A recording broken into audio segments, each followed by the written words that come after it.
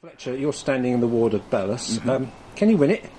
I believe we can, yes. I think the response on the doors has been really quite positive, including from people who haven't necessarily voted Labour for the last couple of years. So, yeah, I'm confident. But it's a ward that had UKIP or, morphed into the Thurrock Independents. So why do you think people became attracted to those particular group-stroke parties? I think Belhus in particular is one of those areas where I don't think people feel they've been listened to for a long time. And I can totally understand that for a while the answer to that looked like being a new party. Now, of course, the new party's become another new party and people are very confused as to what exactly they are, what they stand for. I think where we come in there is people know what we stand for. They know that we stand for communities. They know that we stand for local people and for giving them a voice. And people are ready for that.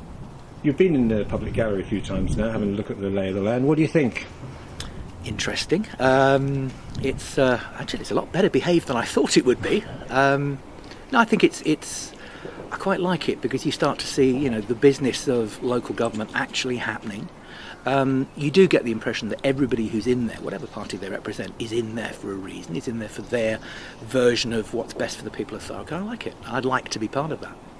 If you go onto different Facebook sites to do with this area, as we call it, South Ockenden in general, if you know what I mean, a real concern about crime. Yes. People feel marooned and abandoned. Absolutely, couldn't agree more. And, particularly in the South Ockenden and Belhus area, you've had 2 murders in the last few months, which is, it's horrible to happen to any area, but that's only sort of made it even more obvious what else is going on and what else the people are concerned about, because at a much more mundane level, I get housewives talking to me, young mothers talking to me. They take their kids to Purfleet to play on the swings because it's too dangerous, what they might find when they go to Bonnygate Wood or they go to Dilks Park. And that's ridiculous that a mother's got to take their kid out of the borough to find a safe place to play. So you've got serious crime at one end and just this kind of low level of just poor behaviour, antisocial behaviour at the other. And it's exactly as you say. It's no wonder that people in Belhus feel that they've been forgotten, they've been marooned, they need a voice.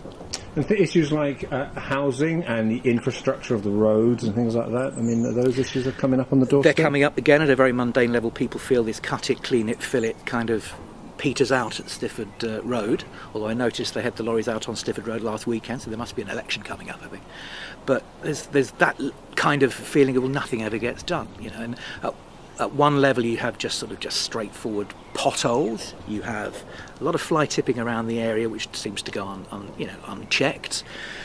You have slightly less now recently of lorries using South Ockenden and Belhus as a kind of an overnight park-up space. But it's still an issue. I think people just want to see more care taken of their part of Thurrock.